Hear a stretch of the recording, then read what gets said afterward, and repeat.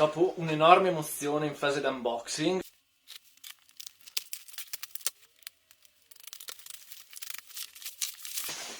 mega rusticatrice, satinatrice per ferro legno, per fare il legno spazzolato.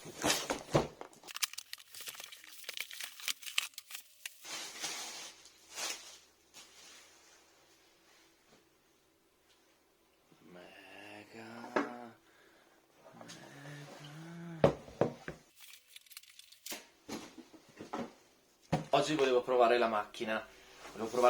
Su delle assi che ho recuperato da un vecchio steccato trentennale, partendo subito con la combo più aggressiva con la spazzola d'acciaio. Le assi sono queste, non so minimamente che tipo di legno sia, volevo solo mantenere il più possibile la venatura in rilievo data dall'età. Ecco qua la bestia, con la sua spazzola d'acciaio, il suo maniglione, il bocchettone per l'aspiratore, che ho collegato a un sistema ciclonico, con una Parkside 1300 watt.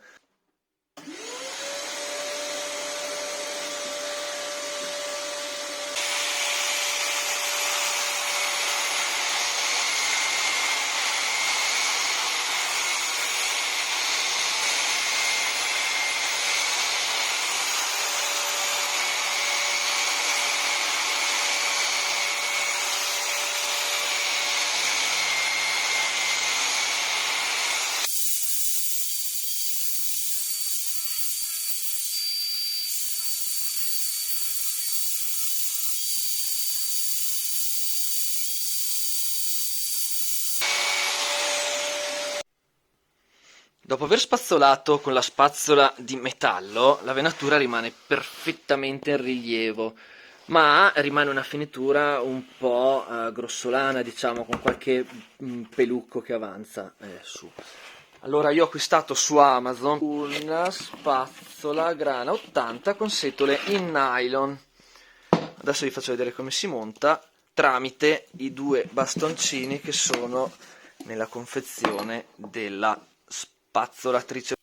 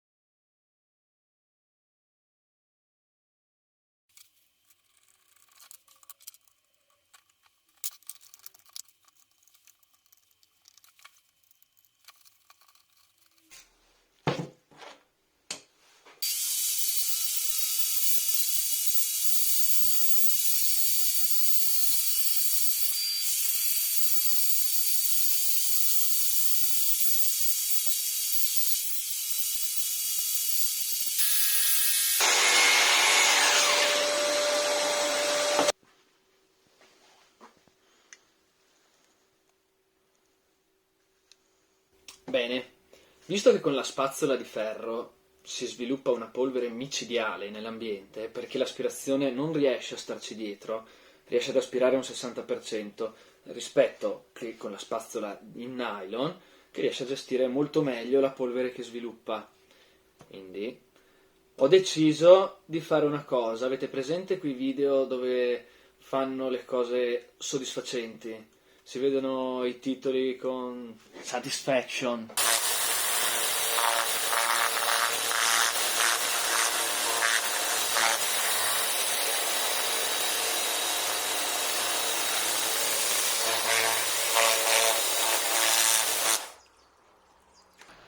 Allora ho deciso di passare l'idropulitrice come primo passaggio per togliere il grosso e poi andare direttamente con la grana 80, lavoro speciale.